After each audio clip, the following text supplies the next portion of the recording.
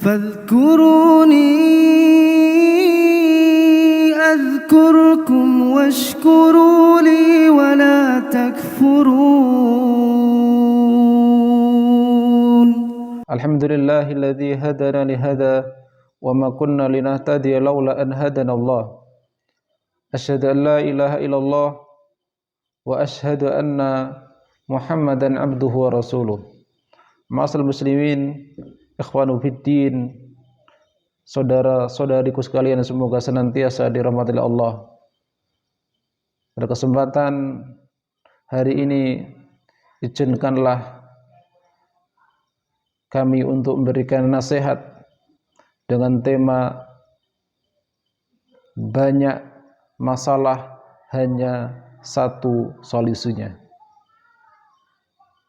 Mudah-mudahan nasihat ini bisa bermanfaat khususnya yang berbicara dan umumnya kepada antum sekalian yang mendengarkan.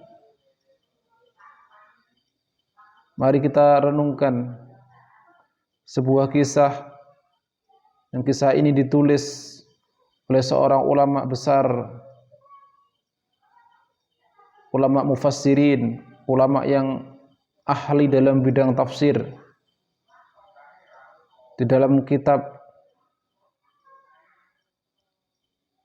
Tafsir Al-Qurtubi, Imam Al-Qurtubi rahimahullah menulis sebuah kisah yang mudah-mudahan kisah ini memberikan pelajaran yang berharga bagi kita semua. Beliau sedang mengisahkan kisah yang datang dari seorang ulama besar dari kalangan tabi'in yang bernama Imam Hasan Al-Basri rahimahullah. Pada satu ketika beliau didatangi oleh beberapa orang. Beberapa orang ini sedang membawa segudang banyak masalah yang mereka alami. Orang yang pertama datang mengeluh kepada Imam Hasan Al-Basri tentang kemiskinannya, tentang sulitnya ekonomi. Maka Imam Hasan Al-Basri memberikan solusi, memberikan nasihat. Nasihatnya adalah hendaknya engkau senantiasa minta ampun, beristighfar kepada Allah. Orang yang kedua, dia mengeluhkan tentang desanya, kampungnya yang sedang mengalami kemarau panjang atau paceklik. Maka Imam Hasan Al-Basri juga memberikan nasihat, hendaknya engkau beristighfar, minta ampun kepada Allah. Orang yang ketiga, dia sedang mengadukan tentang keluarganya.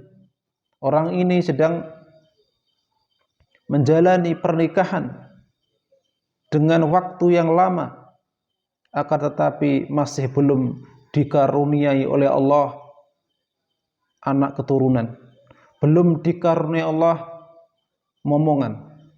Maka kemudian Imam Hasan Al-Basri memberikan nasihat, hendaknya engkau minta ampun kepada Allah, hendaknya engkau beristighfar kepada Allah. Orang yang terakhir, orang ini mengadukan tentang kebunnya, ladangnya, tanamannya yang sedang mengalami gagal panen. Maka sama juga nasihatnya, hendaknya engkau minta ampun kepada Allah, beristighfar kepada Allah. Mendengar jawaban gurunya Imam Hasan Al-Basri, muridnya bernama Rabi bin Suhaib bertanya, wahai imam, wahai guru, orang tadi datang membawa berbagai macam segudang permasalahan problematika. Akan tetapi kenapa Anda hanya memberikan satu solusi? Kenapa Anda hanya memberikan satu jawaban? Maka kemudian Imam Hasan Al-Basri rahimahullah menjawab, sesungguhnya yang menjawab itu semua adalah Allah melalui firman-Nya di dalam surah Nuh. ayat 10 sampai ayat 12. Mari kita renungkan sejenak firman Allah berikut ini. Allah Ta'ala berfirman, "Faqultu astaghfiru rabbakum innahu kana ghaffara." Di dalam ayat tersebut Allah Subhanahu wa taala sedang mengisahkan, menceritakan seorang nabinya yang mulia, Nabiul Azmi, Nabi Nuh, yang sedang diuji oleh Allah menghadapi kaumnya yang durhaka, yang tidak mau mengikuti ajaran beliau, yang tidak mau mentaatkan Allah. Maka Nabi Nuh berkata, "Wahai kaumku, mintalah ampun kepada Allah, sesungguhnya Allah Maha Pengampun." Jika kalian meminta ampun kepada Allah, apa buah manisnya? Apa manfaatnya? Apa keutamaannya? Yursilis samaa'a 'alaikum midrara. Allah akan menurunkan hujan dari langit, hujan yang lebat, hujan yang bisa menumbuhkan tanaman, hujan yang bisa mensuburkan tanaman. Apakah cukup sampai di situ? Tidak. Wa yumdidkum bi amwali wa banin. Allah akan memperbanyak anak-anak kalian. Allah akan memperbanyak harta-harta kalian. Wa yaj'al lakum jannati wa yaj'al lakum anhara. Dan Allah akan menjadikan sekeliling kalian adalah sungai-sungai yang mengalir, dan dari sungai ini adalah sumber kehidupan. Ma'asyiral muslimin, ikhwanu fiddin, saudara-saudariku sekalian, semoga senantiasa dirahmati oleh Allah. Ketahuilah bahwasanya kita hidup di dunia ini, manusia hidup di dunia ini adalah tempat di mana Allah memberikan ujian. Sebagaimana sabda Rasulullah sallallahu alaihi wasallam, "Ad-dunya sijnul mu'min wa jannatul kafir." Dunia yang kita tempati, dunia yang kita huni hari ini adalah penjara bagi orang-orang yang beriman. Yang namanya penjara, hidup tidak akan bebas. Pasti akan diuji. Pasti mengalami kesedihan, kesengsaraan. Dan surganya orang-orang kafir. Dan ketahuilah bahwasanya kita akan diuji sesuai dengan kadar keimanan kita. Sebagaimana sabda Rasulullah SAW, "Asadun nasi bala al-anbiya." Orang yang paling dahsyat ujiannya adalah para nabi. Kenapa para nabi adalah orang yang paling berat ujiannya? Karena para nabi memiliki kekuatan iman yang sangat dahsyat. Keimanannya para nabi sudah levelnya tertinggi. Tsumma amtsala, tsumma amtsala. Kemudian orang yang setelahnya, yakni para sahabat, kemudian para ulama yang imannya selevel dengan mereka. Kenapa hari ini kita tidak diuji sebagaimana ujian yang Allah timpakan kepada para nabi, para sahabat? Karena iman kita tidak sebesar, tidak sekuat iman mereka. Ma'asyiral muslimin, ikhwanu fiddin, saudara-saudariku sekalian, semoga senantiasa dirahmati Allah. Kenapa hidup ini kita sering mengalami berbagai macam masalah, problematika.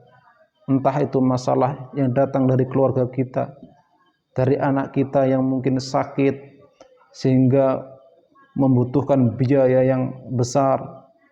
Anak kita sulit untuk diatur, suami kita, istri kita sulit diatur. Kemudian ekonominya juga sulit. Musibah bertubi-tubi mendatangi kita. Bisa jadi karena dosa yang kita perbuat. Karena setiap dosa yang kita lakukan itu pasti ada hukumannya, pasti ada konsekuensinya, pasti ada balasannya di dunia, di alam barzah maupun di akhirat. Terakhir, satu kisah ini mudah-mudahan menjadi renungan bagi kita. Kisah ini juga sama, datang dari seorang ulama besar dari kalangan tabi'in yang bernama Imam Hasan Al-Basri rahimahullah. Satu ketika beliau didatangi oleh seseorang.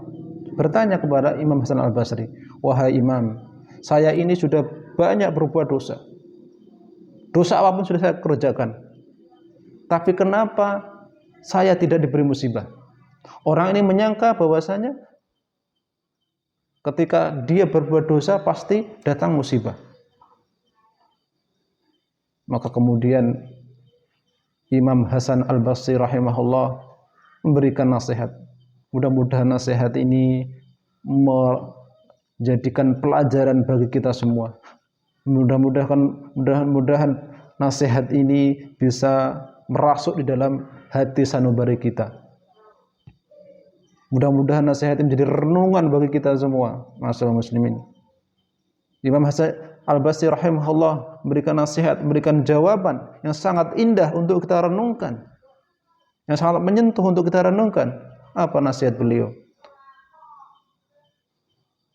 Bukankah setelah engkau melakukan maksiat, dosa, engkau tidak bisa melaksanakan sholat 5 waktu secara berjamaah? Maka orang ini menjawab, iya. Bukankah setelah engkau berbuat dosa, engkau lisanmu sulit untuk berzikir kepada Allah? Lisanmu seakan keluh untuk berzikir kepada Allah. Orang menjawab ini, iya. Bukankah setelah engkau berbuat dosa, engkau dihalangi untuk membaca Al-Quran? Berat untuk membaca Al-Quran. Bukankah setelah engkau berbuat dosa, engkau sulit untuk sholat tahajud?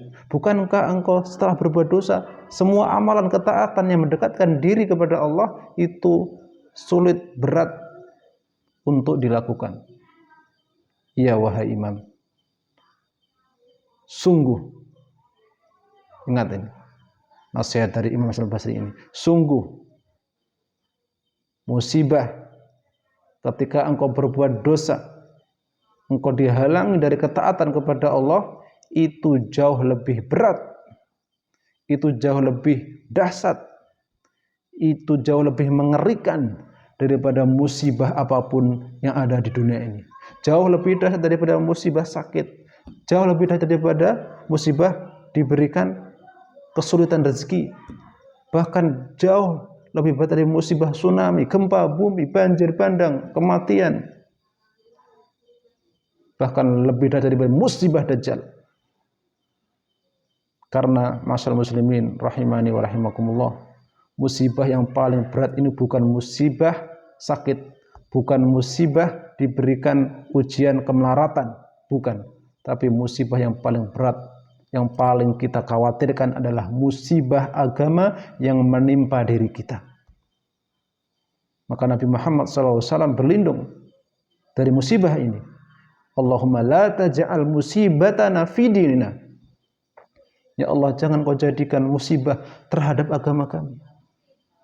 Kalau harta kita hilang, bisa kita cari. Kalau kita sakit, bisa mungkin untuk disembuhkan. Tapi kalau yang hilang itu adalah din, yang hilang itu adalah iman, yang hilang itu adalah agama, akidah yang sahihah, maka di mana kita mencarinya? Maka kita di mana kita mencari penggantinya? Maka masyaallah muslimin rahimani wa rahimakumullah, janganlah kita meremehkan dosa. Kalau hari ini mungkin berbuat dosa, maka hendaknya kita bersegera beristighfar kepada Allah, bertaubat kepada Allah, karena semua permasalahan dalam hidup kita akarnya cuma satu, karena dosa, dan solusinya juga cuma satu. Solusinya adalah bersegera bertaubat, beristighfar, minta ampun kepada Allah. Demikian nasihat yang ringkas ini, mudah-mudahan bermanfaat, khususnya kepada diri saya sendiri dan umumnya kepada antum sekalian.